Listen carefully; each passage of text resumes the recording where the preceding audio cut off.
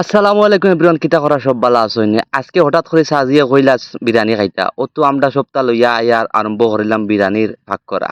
আর ওই দৌকা সাজিয়ে বইয়া টাইন টাইন গফর আমরা লগে টাইন টাইন কিলা বিদেশ কাম করেন, কিলা ভাগ করেন, কিলা কিতা করেন, সব তা আমরা লগে শেয়ার করা। ইবাদি আমরা ই সাজি তাইন আগুন ধরানি লইয়া ব্যস্ত, তান আগুনে করে দুষ্টামি তাইন কইরা আমার টাইম দেও, আমি আগুন ধরাইয়া দেও। বললাম ঠিক আছে সাজি, আগুন উগুন ধরাইয়া দেও। তাইন আগুন উগুন ধরাইয়া দিলা, দেওয়া পরে হান্ডি বুয়া দিলাম, চুলার মাঝে বইয়া পিঁয়াজ ওয়াজ দিয়া তেল উল দিয়া বালা করি লাড়ালাড়ি আরম্ভ করে দিলাম। আর এই বাইদি বিরিয়ানি যেটা যেটা লাগে সব তা রেডি করিলা তারা। বাদে তো পিঁয়াজ ওসাইন ধরে লাল করিলাম, লাড়তে লাড়তে বাদে আনিয়ে দিলাইলাম চাউল। চাউল দিয়া আবার বড় বইটা কান দি সাজিয়ে দিলা, লাড়া লাড়ি আরম্ভ করলা।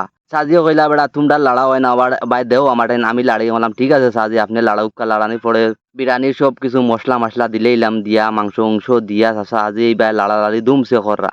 লাটে লাটে সাহাজি রয়ে গেছে, মাথা গরম। খেয়ে কিতা কইছেন সাহাজি যে রাগ করি মাতি রাখলাম, সাহাজি তুমি রাগ করিও না, বিরিয়ানি হয়ে যাব, হয়ে গেলেও আমরা খাওয়া আরম্ভ করে দিমু। ইবাদি সাহাজিয়ে লাড়ালাড়ি করুক। আর আমি আপনারা ফাঁকে দিয়ে একটা কথা কইলাই, আমার চ্যালেঞ্জ আছিল 10 দিনে 10,000 টাকা ইনকাম করতাম। আলহামদুলিল্লাহ আমি 8 দিনে 10,000 টাকা ইনকাম করে লিছি। যদি তোমার ইচ্ছা থাকে তাইলে তুমি ইচ্ছা করলে অনেক কিছু করতে পারবা।